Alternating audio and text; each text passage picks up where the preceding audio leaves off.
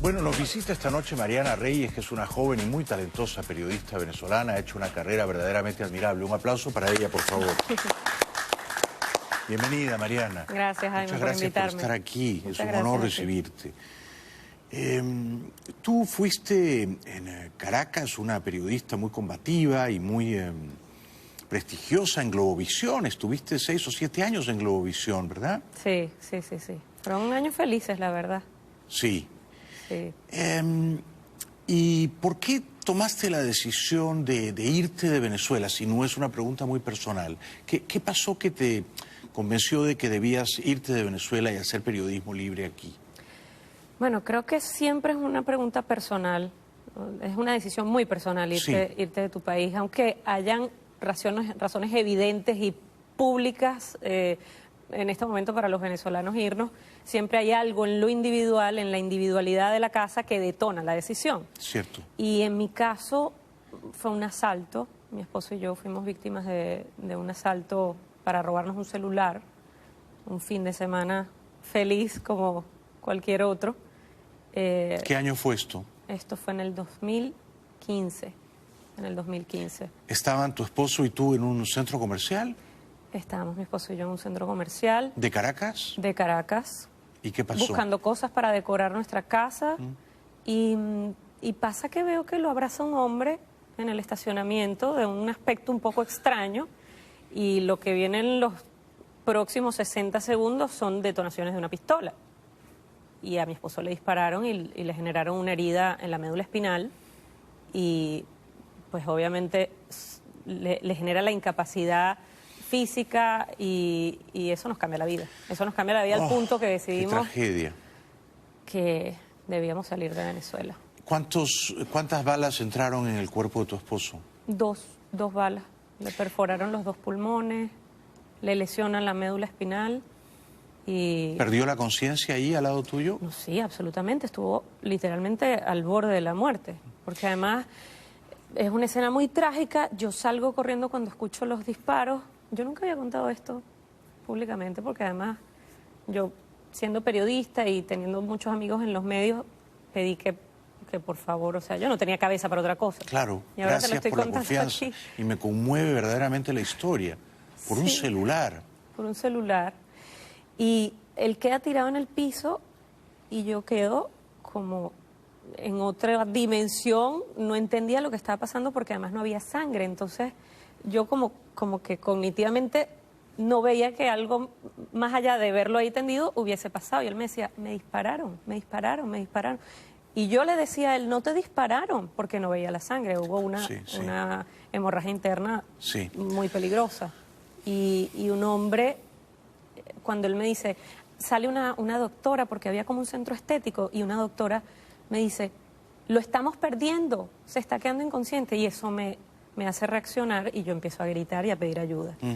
E inmediatamente llega un carro y con un hombre que lo monta en el carro. Estábamos afortunadamente a 5 minutos de una de las mejores salas de emergencia de Caracas, y gracias a eso se salvó. Luego nunca supe quién era ese hombre. Fue además, un buen samaritano. Fue un buen samaritano. Alguien me dijo, porque ese centro comercial queda en la planta baja de un edificio, y un vecino del edificio me dijo que era un militar y que no parecía alguien que viviera en Caracas, porque esa clínica es muy conocida, quedaba muy cerca y él no sabía dónde quedaba. Curioso.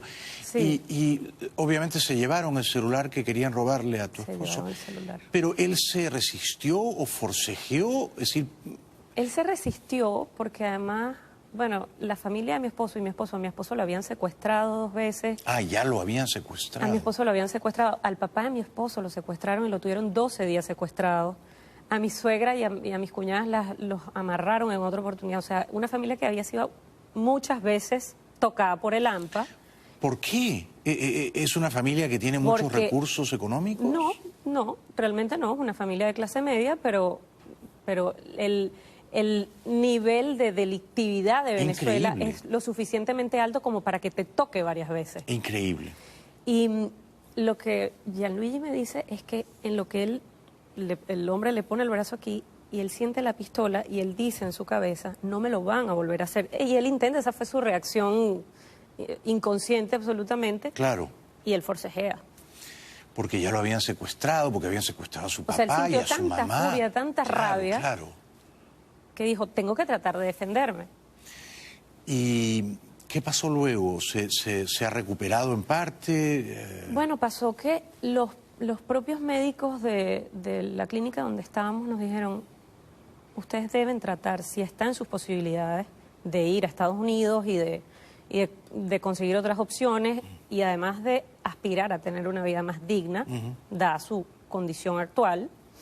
Y es una de las cosas que nos ha maravillado de estar en este país, pero además en esta ciudad. Quizás vivir en una ciudad como Nueva York o vivir en una ciudad donde el clima, las estaciones, es una cosa muy importante para una persona que está en silla de ruedas, la nieve, la lluvia, son muy incómodas para... Desde luego, Mariana. ¿Y él no volvió a caminar desde aquella...? No. ¿Tienes la esperanza de que vuelva a caminar? Siempre, absolutamente. ¿Y está sometido a tratamientos en ese sentido? Estuvo muchos años, o sea, los primeros años en una terapia de mucha intensidad, muchas horas todos los días, pero eso tiene un costo. Las pólizas de seguro también tienen un límite, Claro, digamos, claro.